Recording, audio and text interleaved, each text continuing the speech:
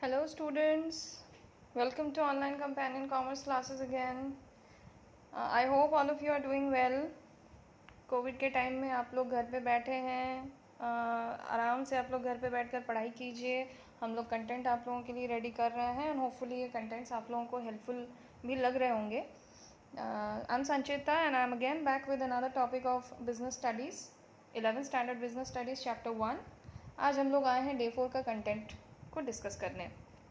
इससे पहले मैंने डे 3 तक के कंटेंट में आप लोगों को पढ़ाया था बिज़नेस के बारे में. कुछ डिटेल्स हम लोगों ने पढ़ा था, बिज़नेस क्या होता है, इकोनॉमिक एक्टिविटीज़ वगैरह, non economic activities, business, profession, employment, business के कैरेक्टरिस्टिक्स, ये सारी बातें डे 1, 2 और 3 के कंटेंट में चैप्टर 1 का हम लोगों ने डिस्कस किया था.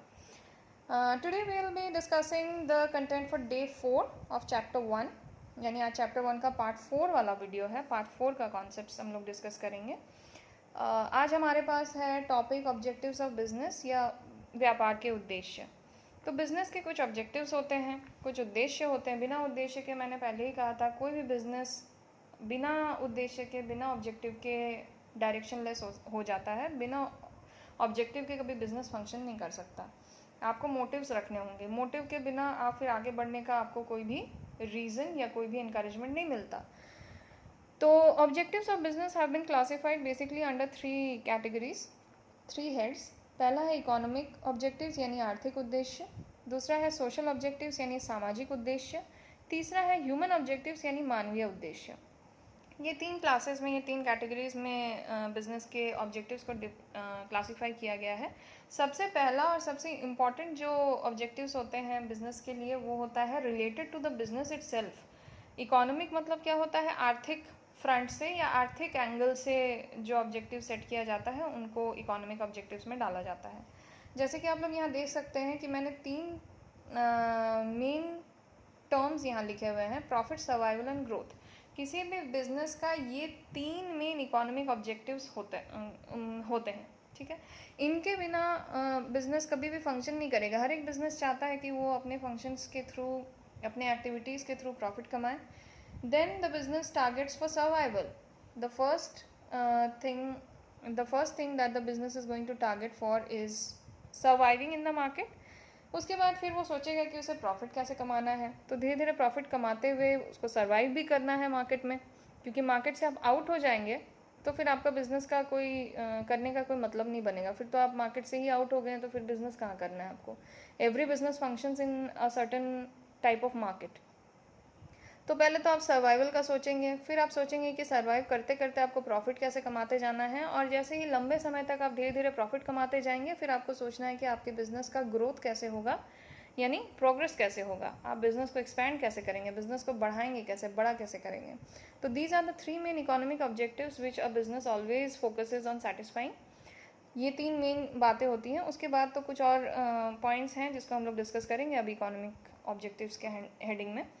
तो सबसे पहला है प्रॉफिट मोटिव, जो अभी हम लोगों ने बोला कि सबसे पहला मोटिव, बिजनेस किया ही जाता है प्रॉफिट के लिए. ये तो हम लोगों ने पहले ही डिस्कस किया था.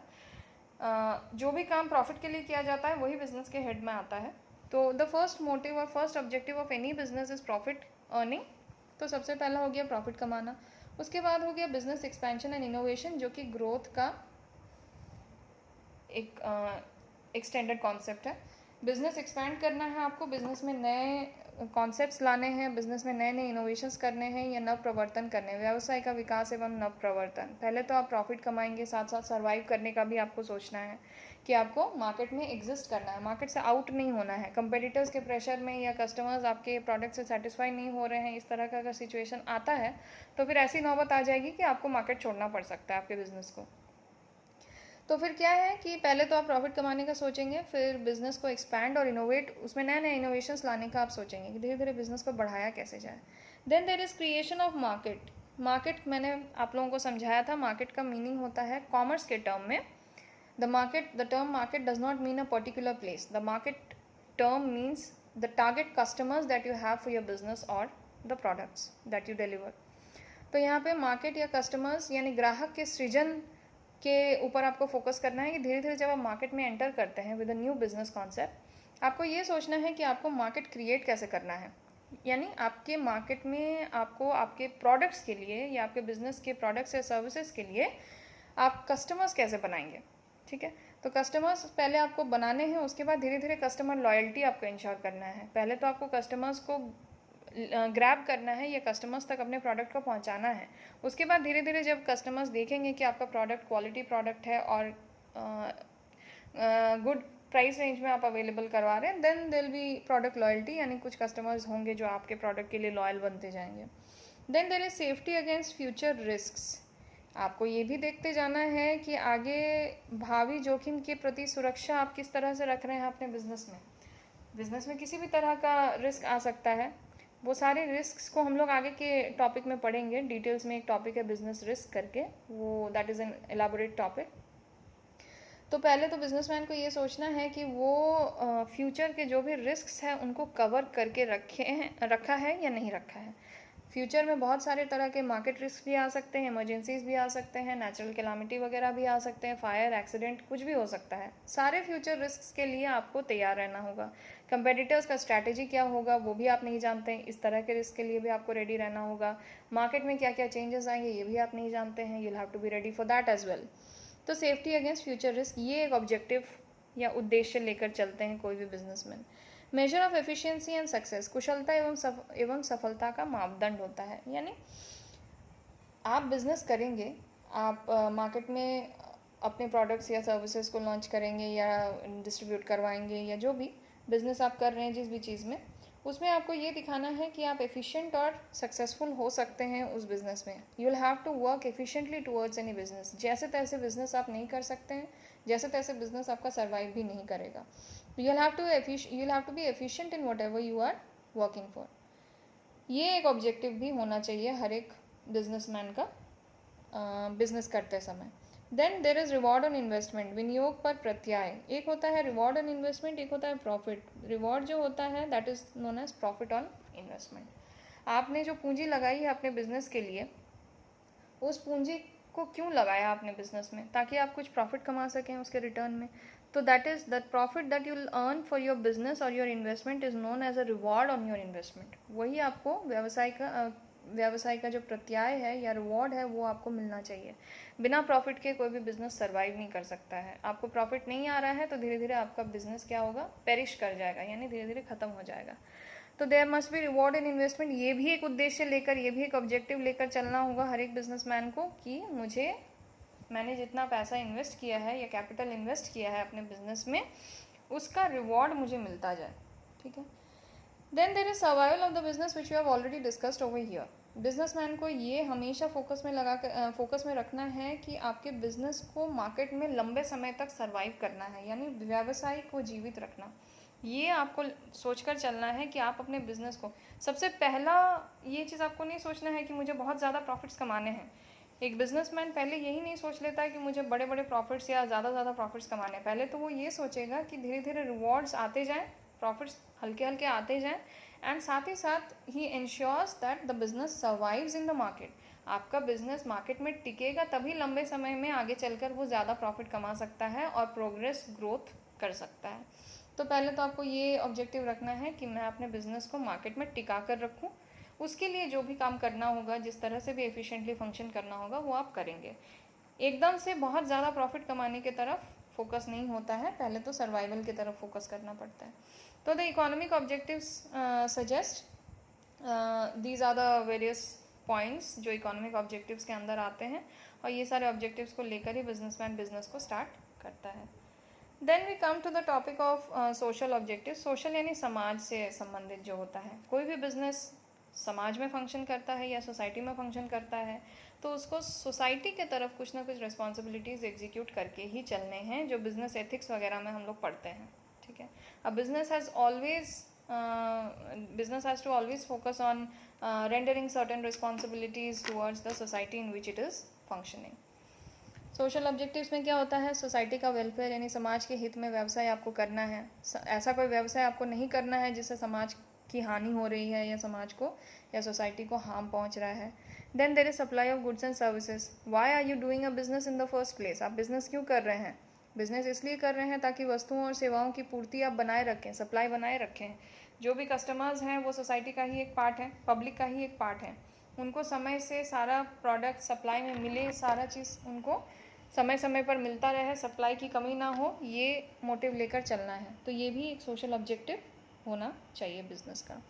Avoidance of unfair trade practices, बहुत सारे ट्रेड बिजनेसमैन होते हैं जो लोग अनफेयर ट्रेड प्रैक्टिसेस करते हैं, करप्शन करते हैं, अडल्टरेशन ऑफ द प्रोडक्ट्स करते हैं, बहुत सारे ऐसे मैल प्रैक्टिसेस हैं जो करते हैं। वो कोशिश करना है हर एक बिजनेसमैन को कि उसके बिजनेस के थ्रू किसी तरह का अनफेयर ट्रेड प्रैक्टिसेस यानी वैधानिक रूप से उनको बिजनेस करना है, लीगल रूप से करना है, किसी तरह से अनफेयर ट्रेड प्रैक्टिसेस मार्केट में ना आ सके। ऑप्टिमम यूटिलाइजेशन ऑफ रिसोर्सेज, संसाधनों का सदुपयोग करना, यानी कोई भी बिजनेसमैन जो होता है हमेशा किसी भी सोसाइटी में जो भी संसाधन होते हैं या रिसोर्सेज होते हैं दे आर लिमिटेड। कोई भी रिसोर्स अनलिमिटेड नहीं होता, कोई भी संसाधन अनलिमिटेड नहीं होता है, ठीक है। तो उन्हीं संसाधनों को लेकर बिजनेसमैन को बिजनेस करना है और उसे मेक श्योर करना है कि वो जिस तरह से बिजनेस कर रहा है उसमें ऑप्टिमम यूटिलाइजेशन हो, यानी संसाधनों की बर्बादी ना हो, संसाधन इस तरह से उपयोग किए जाएं ताकि उनका कम संसाधन उपयोग करके आप ज़्यादा से ज़्यादा आउटपुट दे सकें। उसके बाद हो गया fair prices of the products. आपको ये मेक श्योर करना है, आपके ऑब्जेक्टिव्स ऐसे रखने हैं, आपको उद्देश्य ऐसे रखने हैं कि आपको कस्टमर्स को या पब्लिक को अपने प्रोडक्ट्स को फेयर प्राइसेस में अवेलेबल करवाना है। उचित मूल्य ही वसूलना है अपने वस्तुओं के लिए। अगर उचित मूल्य आप नहीं ले रहे हैं तो फिर आप सोसाइटी को एक्सप्लॉइट कर रहे हैं, यानी पहला ही जो आपका ऑब्जेक्टिव था वही आपका फिर वायलेट हो जा रहा है, यानी आप सोसाइटी के वेलफेयर या समाज के हित के लिए फिर काम नहीं कर रहे हैं, ठीक है। अगला टाइप का जो ऑब्जेक्टिव है वो हम लोग देखेंगे, दैट इज़ ह्यूमन ऑब्जेक्टिव्स। कुछ मानवीय ऑब्जेक्टिव्स या उद्देश्य भी होते हैं जिसको बिज़नेस को ध्यान में रख के आगे बढ़ना होता है। बिज़नेस को ये ऑब्जेक्टिव्स भी लेकर चलने होते हैं, इसको इग्नोर नहीं कर सकते, ठीक है।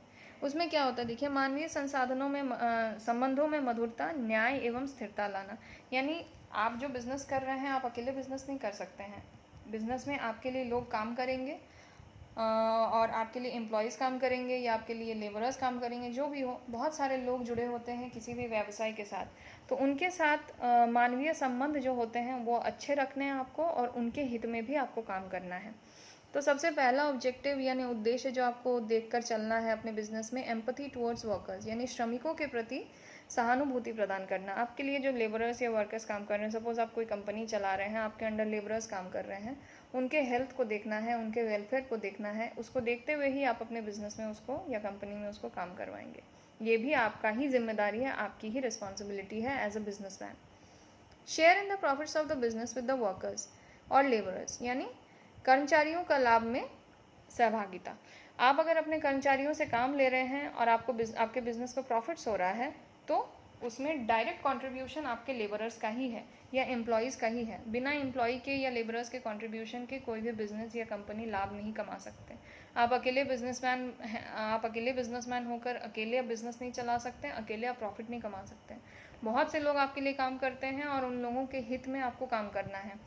और फिर आप जो प्रॉफिट्स कमाते हैं, ये एक बिजनेसमैन का रिस्पॉन्सिबिलिटी होता है, बेसिक रिस्पॉन्सिबिलिटी, कि जब भी कोई बिज़नेस अच्छा प्रॉफिट्स कमाता है तो उस प्रॉफिट्स में कुछ हिस्सा वो अपने वर्कर्स और लेबरर्स के साथ शेयर करे, ताकि वो मोटिवेटेड रहें, वो प्रोत्साहित रहें, प्रोत्साहन हो उनका और आगे वो और भी अच्छा काम करें। Then there is another objective, providing employment opportunities. आप जिस भी समाज में, जिस भी सोसाइटी में, जिस भी लोकेलिटी में, जिस भी शहर में, जिस भी गांव में काम कर रहे हैं या अपना कंपनी फैक्ट्री चला रहे हैं, वहाँ पे रोज़गार के साधन आपको दिलाना बहुत ज़रूरी है। आपको आसपास के लोगों से काम करवाना बहुत ज़रूरी है। आप किसी गांव में अपना फैक्ट्री सेटअप किए हैं, अगर आपने किया हुआ है, तो आपकी ये बेसिक रिस्पॉन्सिबिलिटी है कि उस गांव के लोगों को या आसपास के लोगों को रोज़गार मिल सके। ये भी आपको देखकर चलना है, ये भी आपका ही दायित्व है, ठीक है, क्योंकि आप उसी जगह के संसाधनों को लेकर काम कर रहे हैं। लैंड, लेबर, वाटर, जो भी आप मशीनरी जो भी आप कर रहे हैं यूज़, वो सारा उसी एरिया का यूज़ कर रहे हैं। तो आपकी रिस्पॉन्सिबिलिटी है कि उस एरिया के लोगों को एम्प्लॉयमेंट अपॉर्चुनिटीज़ आप प्रोवाइड कराएं, ताकि उनका जो लाइफ है वो बेटर हो, उनका इनकम सोर्स भी बने और their standard of living also improves. Then we have number 4, that is providing proper direction and condition regarding work. कार्य की उचित दशाएं और दिशाएं प्रदान करना. आप जिस भी एम्प्लॉय या लेबरर से काम करवा रहे हैं, it is your basic responsibility as a businessman to provide proper conditions of working for them. तो जैसे कि फैक्ट्री में मान लीजिए आप काम करवा रहे हैं अपने लेबरर्स को, और आपने फैक्ट्री में प्रॉपर वर्किंग कंडीशंस प्रोवाइड नहीं किए हुए हैं, लेबरर्स की तबीयत ख़राब हो रही है, मशीन्स आप अच्छे नहीं रखे हैं, एक्सीडेंट्स हो रहे हैं, गर्मी बहुत ज़्यादा हो रही है, प्रॉपर वेंटिलेशन नहीं है, this is going to cause harm to the health of your workers. तो ये भी आपको मेक श्योर करना है कि आप जो भी काम करवा रहे हैं, ऑफिस में भी काम करवा रहे हैं, चाहे फैक्ट्री में काम करवा रहे हैं, आप काम करने के प्रॉपर कंडीशंस उनको प्रोवाइड करें, so that they can work properly and in a proper setup, as well as वो लोग थोड़ा सूटेबली काम कर सकें, उन लोगों को काम करते हुए कोई दिक्कत ना हो. बाय फुलफिलिंग ह्यूमन ऑब्जेक्टिव्स, यहाँ मैंने एक फुटनोट भी डाला हुआ है. By fulfilling human objectives, a business can keep its workers और employees satisfied with their work, which would result in increase of business profits through an increase in greater productivity and employee customer satisfaction. यहाँ क्या होता है, human objectives की ज़रूरत क्यों होती है? जब तक आप इंसानों को संतुष्ट नहीं करेंगे जो आपके लिए काम कर रहे हैं, जो आपके बिजनेस के लिए काम कर रहे हैं, मानवीय संसाधन ही बाकी संसाधनों को चलन में लाते हैं. यानी human resources only bring the other resources, जो भी अदर रिसोर्सेज आप डाल रहे हैं, मनी, मशीनरी, लैंड, कैपिटल, जो भी आप इन्वेस्ट कर रहे हैं बिजनेस में, all those resources are mobilised by the human resources only. मानवीय संसाधन नहीं रहेंगे तो आपको कंप्यूटर चलाने के लिए भी कोई चाहिए, मशीन चलाने के लिए कोई चाहिए, प्रोडक्शन करवाने के लिए कोई चाहिए, तो उसमें मानवीय संसाधन का सबसे मेन रोल होता है. विदाउट ह्यूमन रिसोर्सेज और human capital, any type of business is not going to work. तो उन लोगों को खुश रखना, ह्यूमन बींग्स को जो आपके लिए काम कर रहे हैं, ह्यूमन ऑब्जेक्टिव्स को सेटिस्फाई करना आपके लिए सबसे ज़्यादा ज़रूरी है. Business can keep its workers और employees satisfied with their work. इससे क्या होता है, ये सारे जो ह्यूमन ऑब्जेक्टिव्स आपने लेकर आप चल रहे हैं और उनको सेटिस्फाई आप करने का सोच रहे हैं, इससे क्या होता है कि आपके साथ जो लोग काम कर रहे हैं, आपके लिए जो लोग काम कर रहे हैं, वो लोग सेटिस्फाइड रहेंगे, खुश रहेंगे, हेल्दी रहेंगे. That is going to help you and your business prosper. यानी आपके बिजनेस को ही आगे चल के प्रॉफिट्स कमाने में फ़ायदा होगा. अगर आपके एम्प्लॉयज़ और वर्कर्स खुश हैं, सेटिस्फाइड हैं आपके बिजनेस के साथ, तो उनकी प्रोडक्टिविटी भी बढ़ेगी, उनका काम भी बेटर होते जाएगा, और फलस्वरूप क्या होगा कि आपके बिजनेस को लंबे समय के लिए प्रॉफिट्स अर्न होंगे. तो आज हम लोगों ने डिस्कस कर लिया the 3 heads under which objectives of a business can be classified. Economic objectives, पहले था economic objectives, then social objectives, and then we have human objectives. तो ये 3 तरह के ऑब्जेक्टिव्स को किसी भी बिजनेस को सेटिस्फाई करके चलना होता है, और इन्हीं को लेकर बिजनेस का फाउंडेशन ले डाउन करना होता है.